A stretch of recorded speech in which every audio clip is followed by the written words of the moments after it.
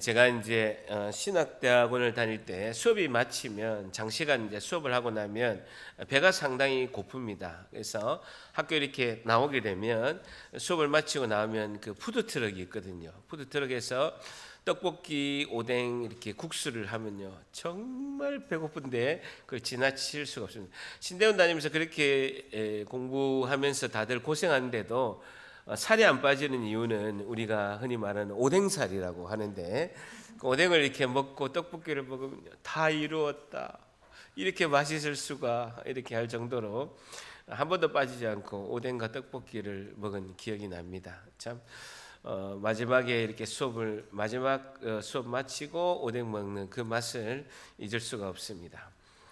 그 오뎅 먹는 맛으로 한 번 더 신학대학원 갈까 이런 생각도 들 정도로 그런 생각이 듭니다. 요즘에는 이제 뷔페에서 행사를 이제 많이 합니다만은, 예전에는 이제 집에서 장례가 나거나 결혼식이 있거나 다 집에서 잔치를 했습니다. 제가 이제 29년 전에, 가만히 보니까 내년이 30주년이더라고. 결혼 30주년인데 29년 전에 1994년도에 하영수가 결혼할 때도 저희가 결혼식 전날 친척들 다 모셔서 집에서 이제 이렇게 잔치하고, 또 결혼식 날 또 잔치하고, 다음 날도 잔치하고, 이렇게 집에서 이렇게 어머니께서 하시고, 가는 손님마다 또 음식 다 싸가지고 드릴 정도로 굉장히 크게 잔치를 했습니다. 예전에 다 그랬죠. 뷔페가 있어서 이렇게 행사한 지가 얼마 되지 않았습니다.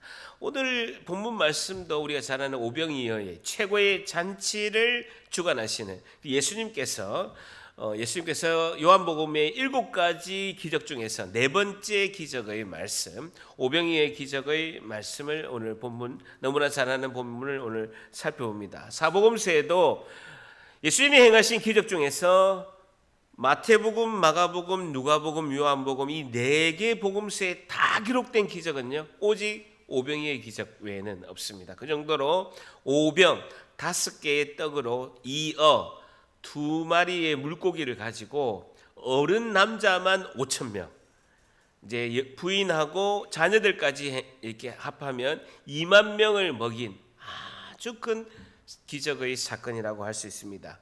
이 오병이어의 기적의 현장에서 우리가 오늘 유심히 봐야 될 것은요 제자들의 반응입니다. 제자들의 그 반응을 통하여 오늘 질문은요, 진정한 예수님의 제자의 모습은 어떤 모습일까요? 제목이 뭐라고요? 진정한 예수님의 제자의 모습은 어떤 모습일까요에 대한 해답을 얻고자 합니다. 진정한 예수님의 제자는 어떤 모습일까? 진정한 예수님의 제자의 모습은 어떤 모습일까에 대한 해답을 하고, 오늘 여러분은 우리는 어떤 유형의 제자의 모습에 내가 비슷한가?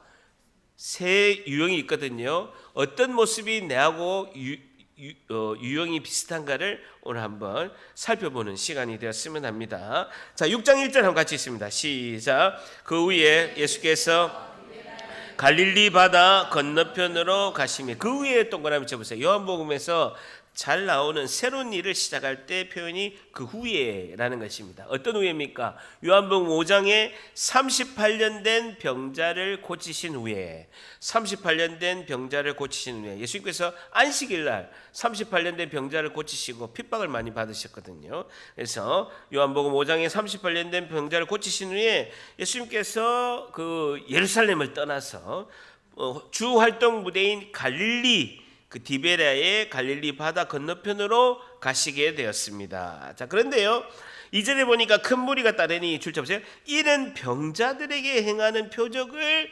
보았습니다 라고 말씀하고 있습니다. 많은 무리들이 예수님을 따르게 되는데, 10절에 보면 남자 어른만 5,000명인데 여자나 어린아이들까지 포함하면 2만 명입니다. 그 당시의 인원으로는요 대단히 많은 인원입니다.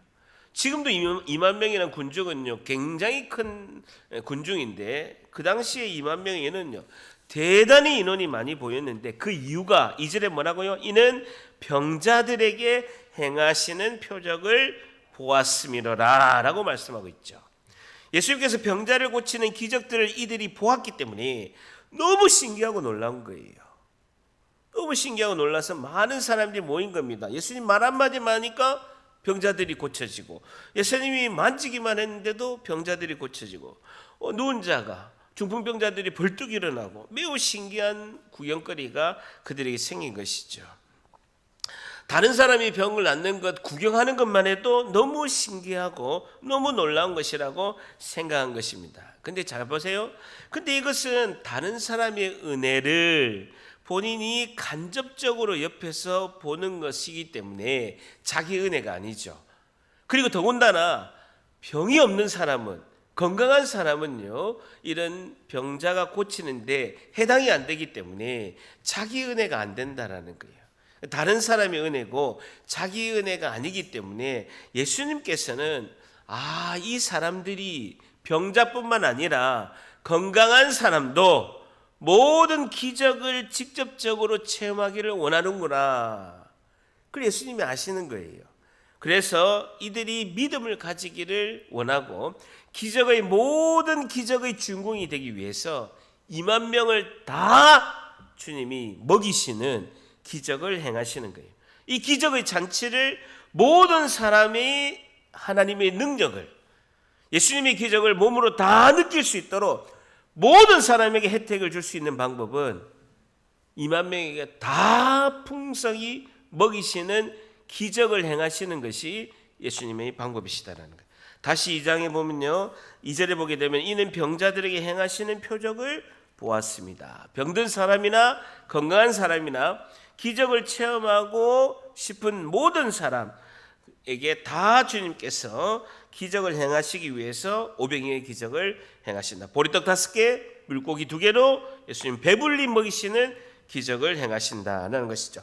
3절에 보니까 예수께서 산에 오르사 제자들과 함께 거기 앉으시니 4절에 마침 유대인의 명절인 줄 쳐보세요.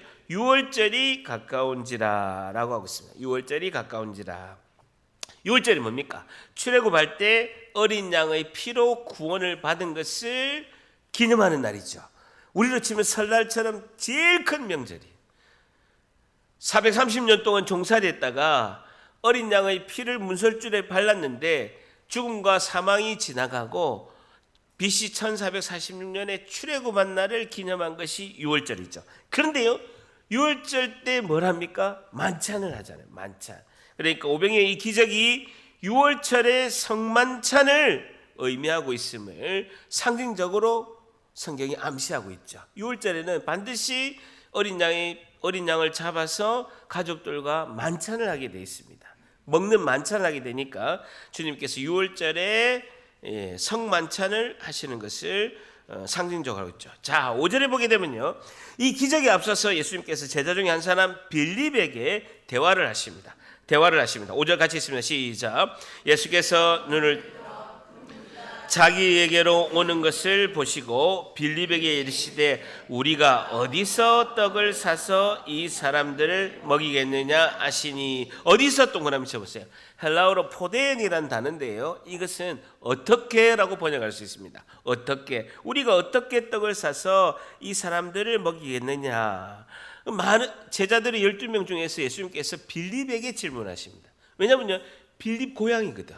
요 자리가 빌립이 요 고향 동네이기 때문에 너 동네니까 어떻게 네가 이 떡을 사서 이 사람을 먹이겠느냐. 네 동네잖아. 너 동네 잘 알잖아. 여기 뭐가 있고 이런 걸 잘 알잖아.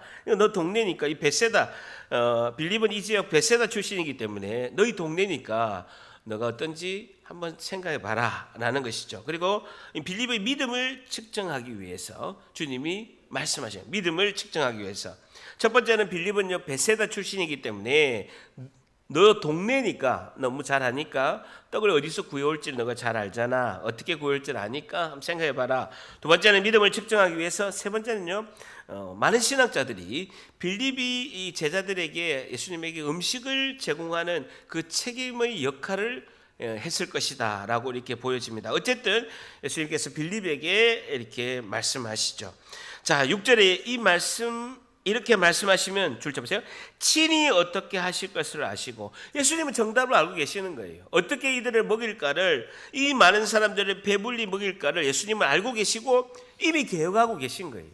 주님은 방법을 알고 계시는 거예요. 주님은 어떻게 할까를 결정하고 계시고 빌립을 시험하고자 하심이라는 거예요.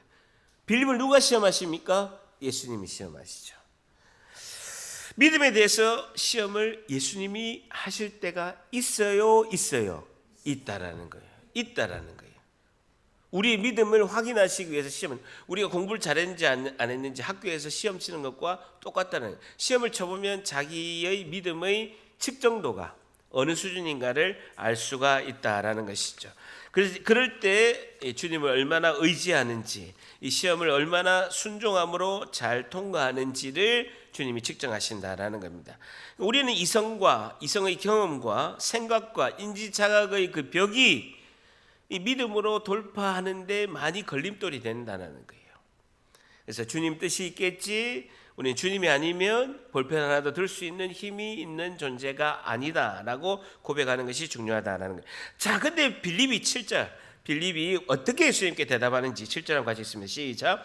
빌립이 각 사람으로 조금씩 받게 할지라도 200데나리온의 떡이 부족하나이다 라입니다. 우리가 예수님께서 5절에 어떻게 떡을 사서 이 사람들을 먹이겠느냐라고 질문하시니까 7절에 각 사람으로 조금씩 받게 할지라도 200데나리온 줄쳐 보세요. 200데나리온의 떡이 부족합니다. 한 데나리온은요, 한 사람 장정의 일당이에요. 그러니까 10만 원만 봐도 200데나리온 얼마입니까? 2천만 원이 되는 거죠. 2천만 원. 그러니까 2만 명을 먹이기 위해서 한 사람당 최소 1,000원. 요새 이제 보니까 1,000원의 대학생들에게 식사 지원하는데 최소 1,000원은 있어야 2만 명을 먹이면 2천만 원 있어야 됩니다. 예수님, 이 사람들에게 조금이라도 뭐라도 이렇게 먹을 수 있게 하면 한 사람에 1,000원 정도에서 계산해 보니까 2만 명, 한 2천만 원, 그러니까 200데나리온, 한 사람 일당이 한 10만 원 되니까 200데나리온 정도 됩니다라고 이제 계산하게 되는 거죠. 근데 가만히 생각해 보니까 이 돈은 어디서 구해야 되고 2천만 원의 돈은 어디서 구해야 되고, 돈이 있어도 그 떡을 어디서 한꺼번에 2천만 원치 사와야 되고, 또 사온다 하더라도 빵을 구워야 되잖아요. 따뜻하게 구워야 되는데 그 2만 명이 먹을 떡을 구울 장소도 없는 거예요. 돈도 어디서 구할지 모르고, 돈이 있더라도 어디서 사올지 모르고, 세 번째 사오더라도 어디서 구울지도 모르는 거예요. 이런 지금 생각을 가지고 빌립이 예수님께 불가능합니다라고 이렇게 이야기하는 것이죠. 그 계산은 정확했습니까? 정확하지 않습니까? 정확하죠. 합리적이고 매우 계산적입니까? 계산적이지 않습니까? 계산적이죠.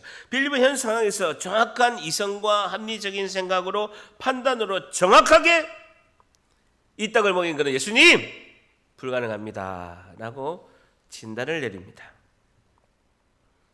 진정한 예수님 제자의 모습은 어떤 모습일까요? 첫 번째 제자의 모습은요, 합리적으로 계산하는 제자입니다. 어떤 제자라고요?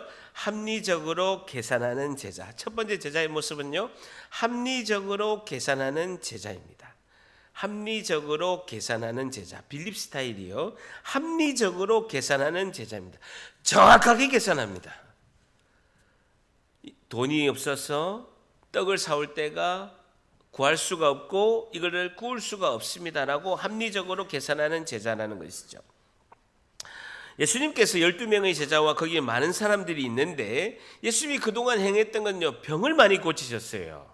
예수님 세 가지 사역이 뭡니까? 하나님 나라의 복음을 전하고, 두 번째 병든 자를 고치고, 세 번째 뭡니까? 귀신을 쫓아내고. 이게 3대 사역이거든요. 예수님이 주로 행하신 건요, 병든 자를 고치신 거예요. 그러니까 예수님은 병든 자만 고칠 줄 아는다고 생각하는 거예요. 설마 이 2만 명을 먹일 수 있는 능력이 있다라고 아무도 생각을 못한 거예요.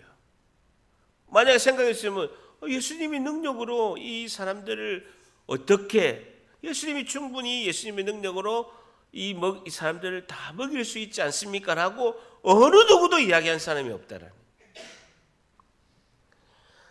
예수님께서 이 전지전능하신 능력을 가지신 분인 것을 알지도 못했고 믿지도 못했다라는 거예요.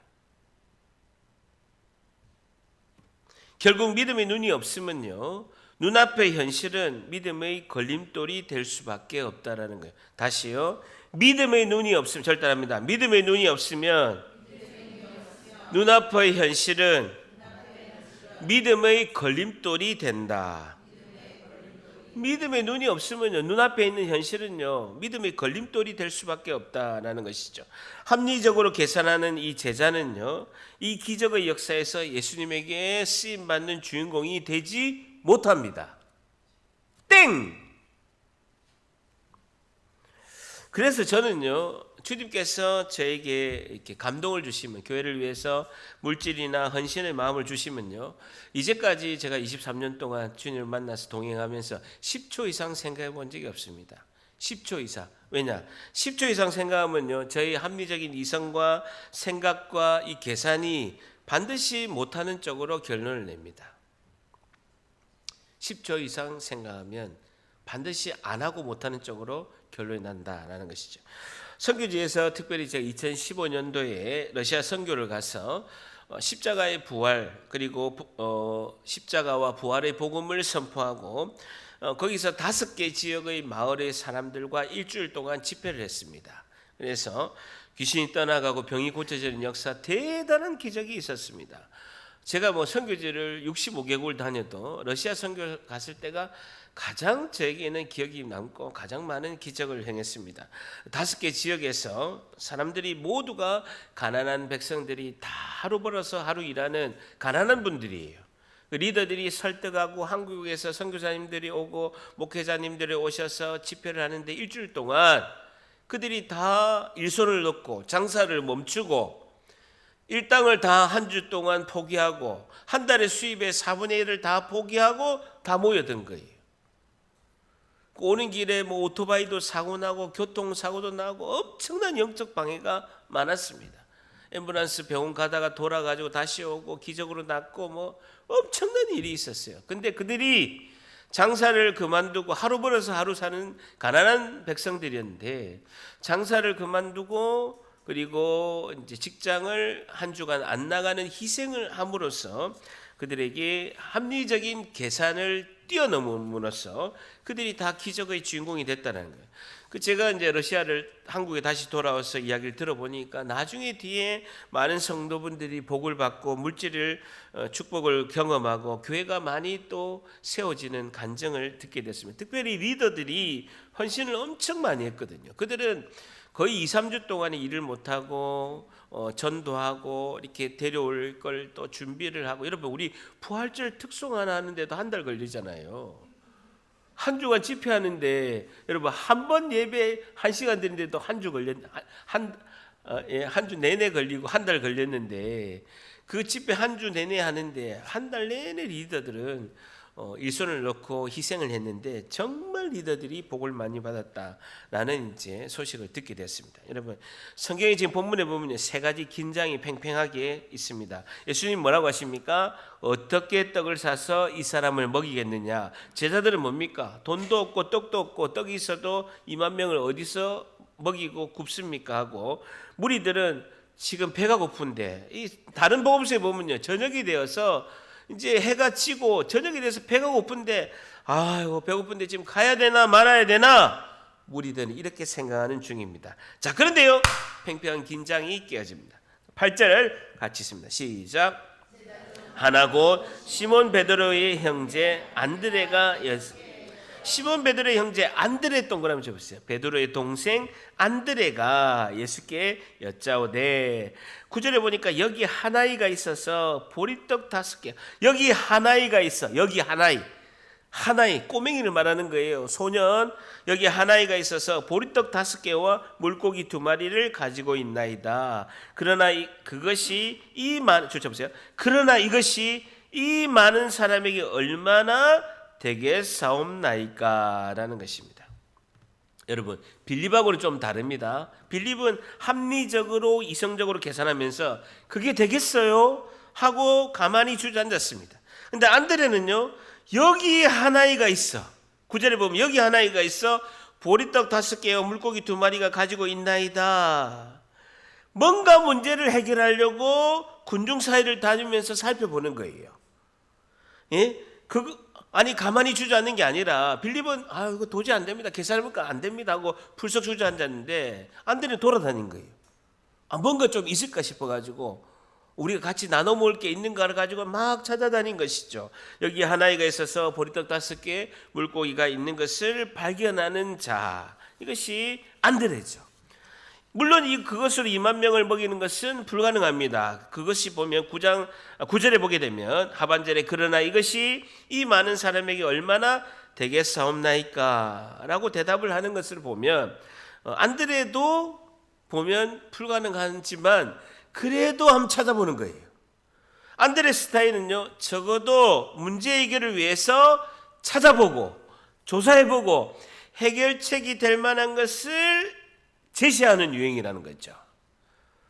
근데 큰 일을 해결하는 자는 아니다라는 거예요. 이해가 되세요? 빌립하고 좀 차이가 있죠. 그래서 진정한 예수님의 제자의 모습은 무엇일까요? 어떤 모습일까요? 두 번째 제자의 모습은요, 소극적으로 참여하는 제자입니다. 어떤 제자예요? 소극적으로 참여하는 제자. 소극적이라도 참여하는 제자예요.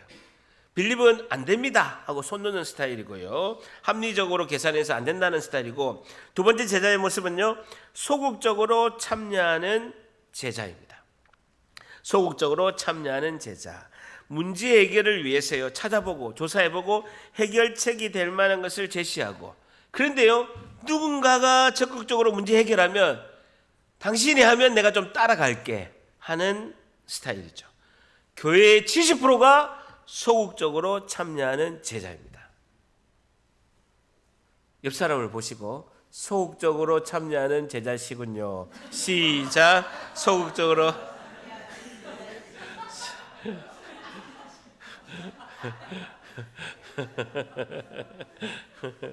예, 맞습니다. 남들이 청소하면 쓰레기통은 비워줘. 그러나 쓰지는 않아. 당신이 하면 나는 따라는 가줄게. 먼저 퐁퐁 묻혀가지고 시작은 해. 내가 같이 설거지는 해줄게. 그런 스타일이죠. 자, 여러분, 예수님의 가장 으뜸 수제자 누굽니까? 베드로죠. 베드로 전도한 사람 누굽니까? 안드레예요. 안드레. 베드로가 있기까지 전도한 사람이 안드레라니까요. 소극적으로 참여하는 제자 안드레가 베드로를 전도한 거예요. 베드로 형제 안드레가 베드로를 전도한 겁니다. 여러분, 큰일 하는 베드로 있고요, 베드로 데려오는 안드레 있다라니까요. 안드레 없으면 베드로 어디 데려옵니까? 우리 교회는 베드로도 있고요, 베드로 데려오는 안드레 있어요. 빌립도 많아요.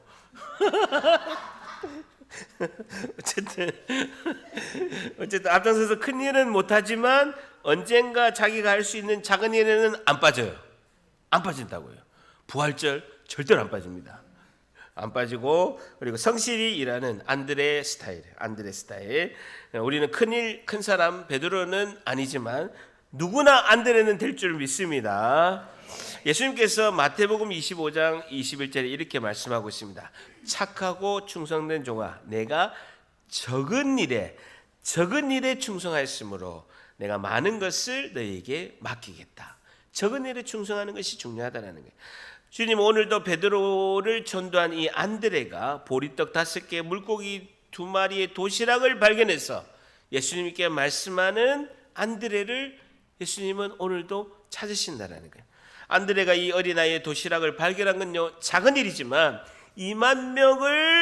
배고픈 2만 명을 배불리게 먹이는 기적의 단초, 불씨가 된 것은 안드레가 했다라는 것이죠. 근데 좀 아쉬움이 있어요. 9절에 보면 그러나 그것이 이 많은 사람에게 얼마나 되겠사옵나이까. 소극적 참여자에서 좀 더 적극적이고 긍정적이었으면 하는 아쉬움은 있다라는 것입니다. 자, 마지막 유형은요, 이 보리떡 5개, 물고기 2마리, 5병이의 도시락을 가져온 9절에 보면요, 여기 한 아이 스타일입니다. 여기 한 아이 유형이 있다라는 거예요. 요한복음에 빠져있지만요, 마태복음 14장 18절에는요, 메모하시겠습니까? 마태복음 14장 18절에는 이 5병의 기적에 예수님께서 소년에게 그것을 내게 가져오라 하시고라고 말씀이 있습니다. 소년에게 그것을 내게 가지고 오라라고 말씀하는 걸 볼 수가 있습니다. 여러분, 이 기적의 잔치의 시작은요, 한 소년, 여러분 10절에 보면요. 5천 명 안에 숫자도 들어가지 않는 이 한 소년의 순수한 감사에서 시작되었다는 거예요. 여러분, 남자들의 숫자에는 5천 명이 들어있지만 이 소년은요, 이 5천 명 안에도 들어있지 않습니다. 5천 명의 숫자 안에도 들어있지 않은데 이 소년의 순수한 감사에서 기적이 시작되었다라는 것이죠. 여러분, 마태복음 14장 15절에는요, 마태복음 14장 15절에는 지금 이때가 저녁이 되매 제자들이 나와 이르되 이곳은 빈들이요 때가 이미 저물었다라고 했습니다. 이 소년이 배고파요. 여러분, 어른이 배고픈 거 참는 게 쉽습니까? 어린아이가 배고픈 걸 참는 게 쉽습니까? 어린 어른요? 어린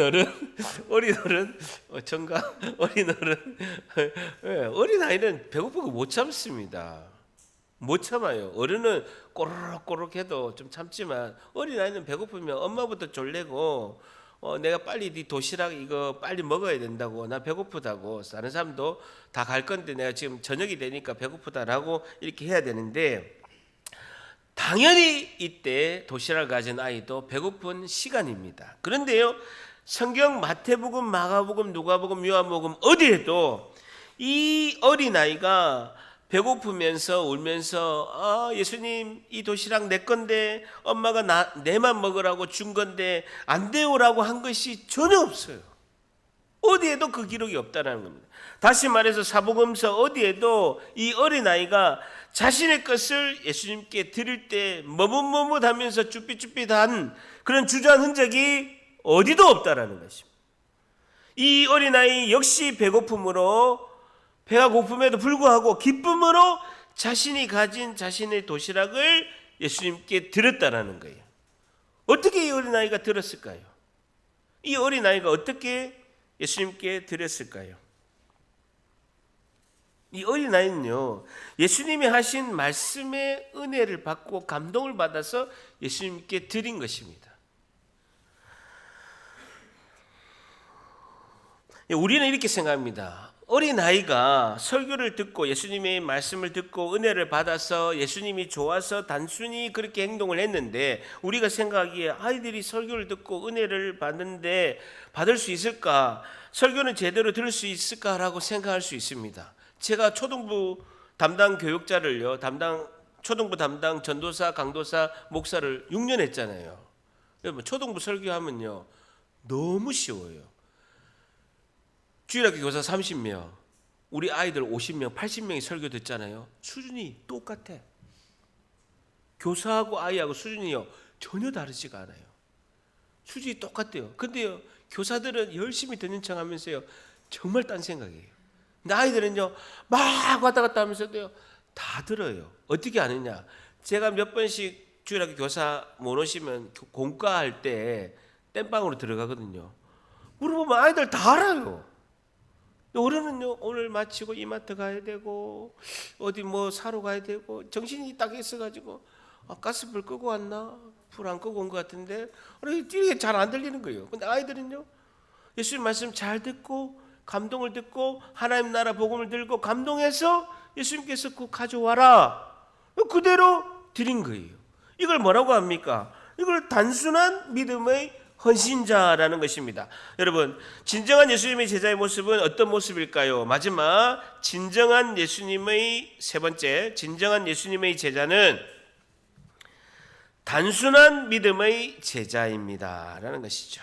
단순한 믿음의 제자입니다. 진정한 예수님의 제자는 단순한 믿음의 제자입니다 라는 것이죠. 이 아이는 단순한 믿음의 헌신자입니다.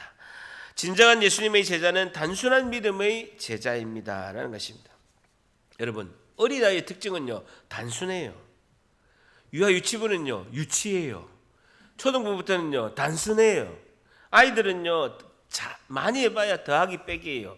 피타고라스의 정리, 미분, 적분 아이들은 할 줄 몰라요.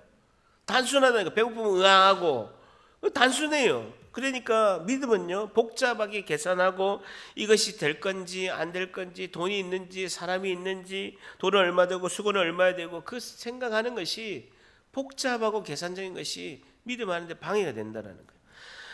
예수님이 이렇게 말씀했습니다. 마태복음 18장 3절에 진실로 진실로 너에게 이르노니 너희가 돌이켜 어린아이들과 같이 아니하면, 뭐라고요?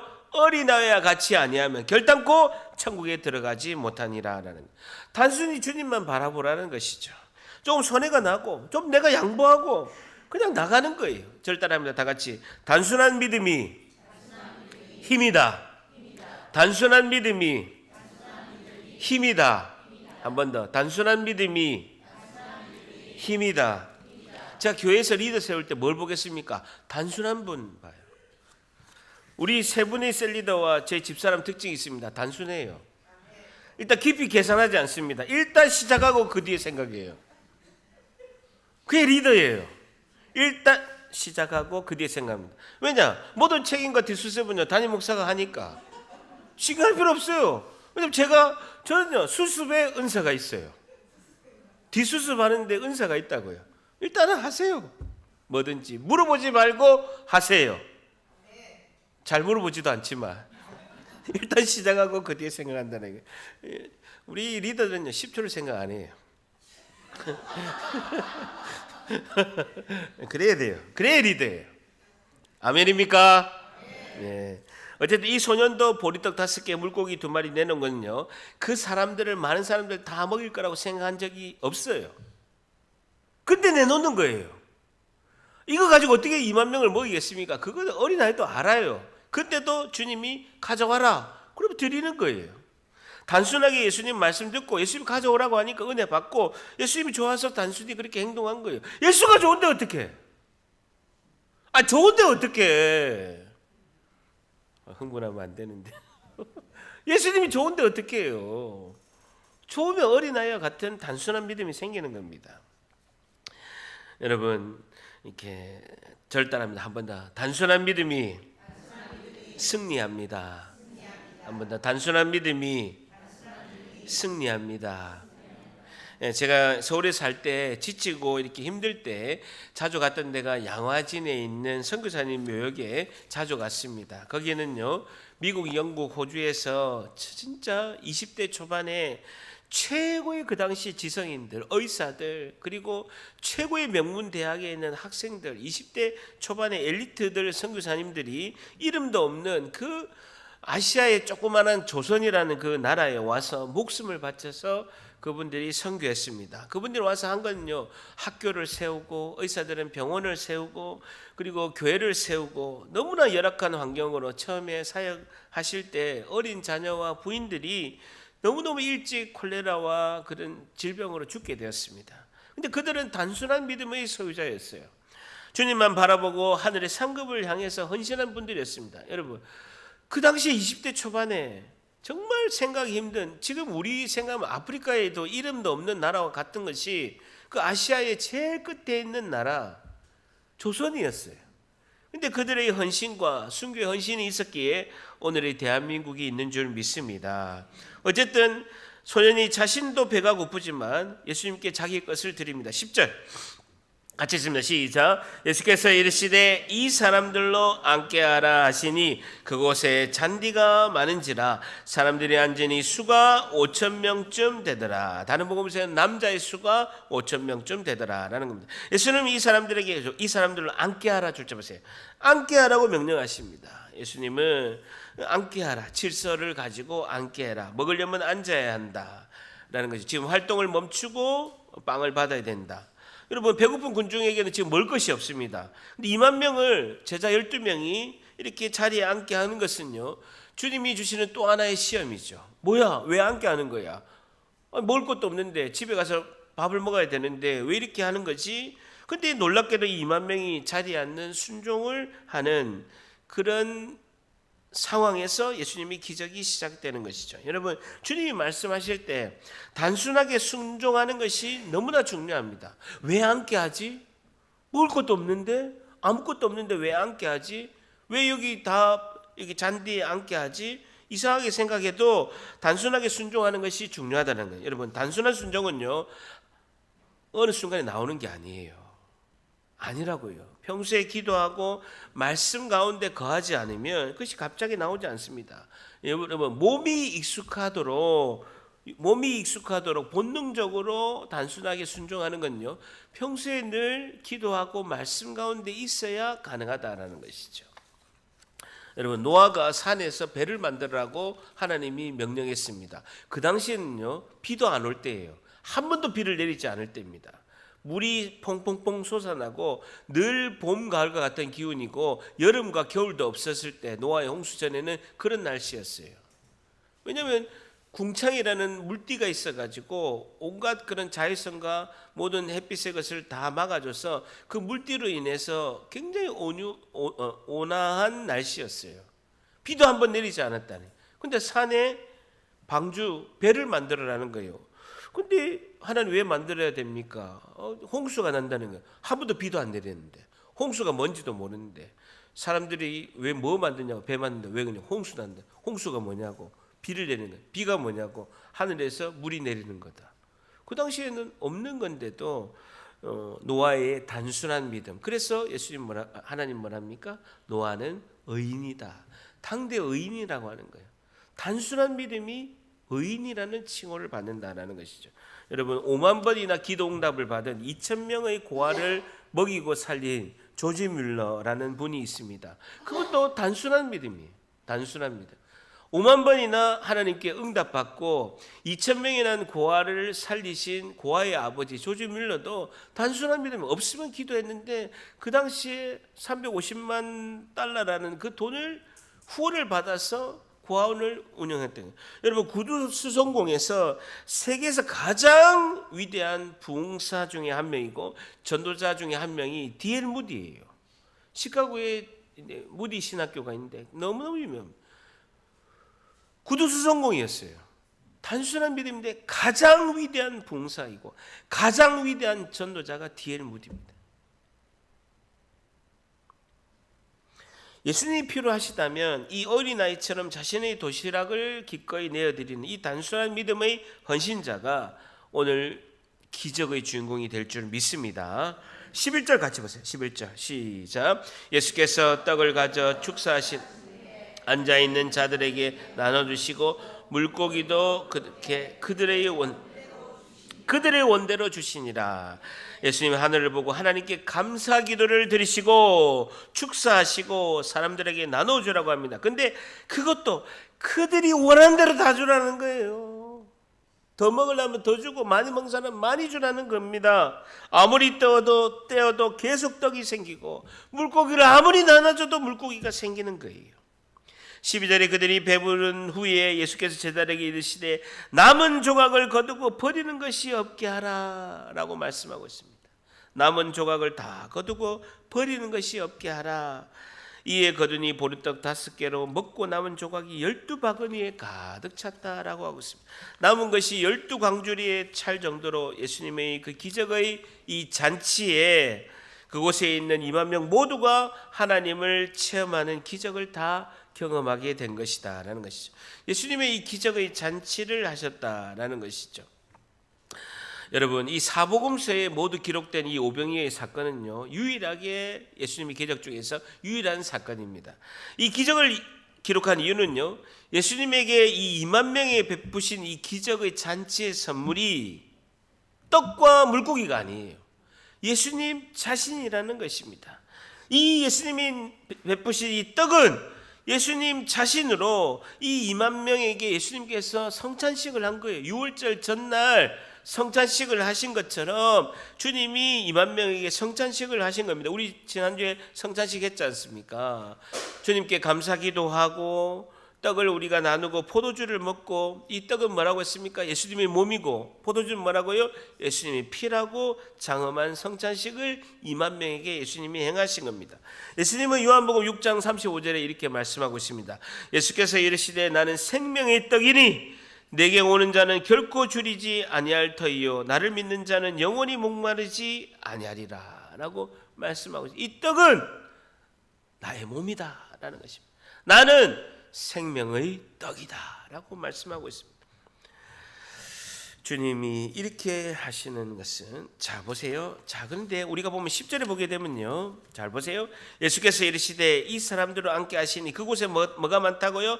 잔디가 많은지라. 잔디 동그라미 쳐보세요. 잔디하면 생각나는 게 있지 않습니까? 오늘 우리가 예배 초반부에 했던 시편 23편 말씀이 떠오르죠. 시편 23편, 여호와는 나의 목자시니 내게 부족함이 없으리로다. 그가 나를 푸른 풀밭에 누이시며, 어디에 누이신다고요? 푸른 풀밭, 푸른 잔디에 누이시며 쉴만한 물가로 인도하신다라는 것이죠.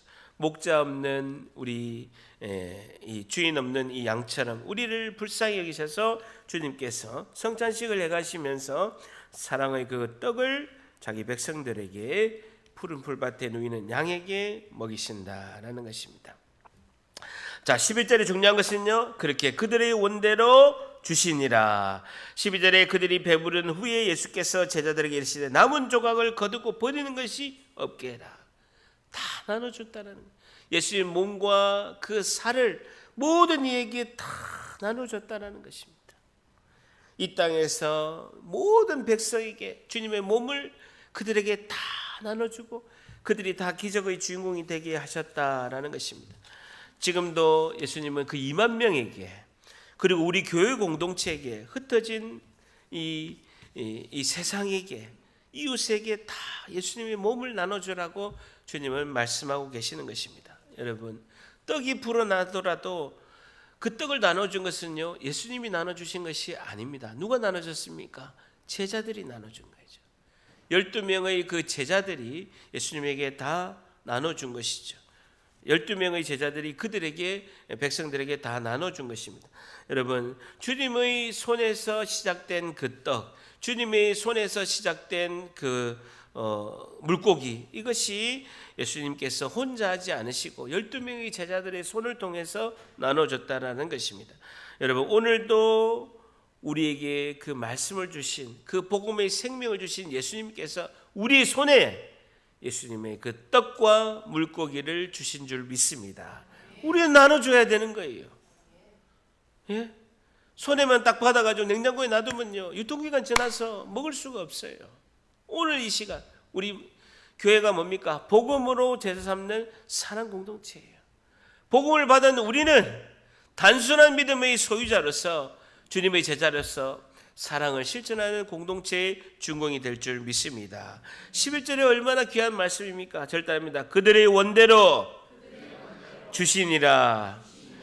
한 번 더, 그들의 원대로 주시니라. 예수님 자신을 주셨다라는 거예요. 누구를 통해서? 우리를 통해서 1차적으로 우리에게 전달이 된 거예요. 예수님 주신 그 떡과 물고기가 제자들에게 전달되고 제자들은 2만 명에게 전달이 된 것입니다.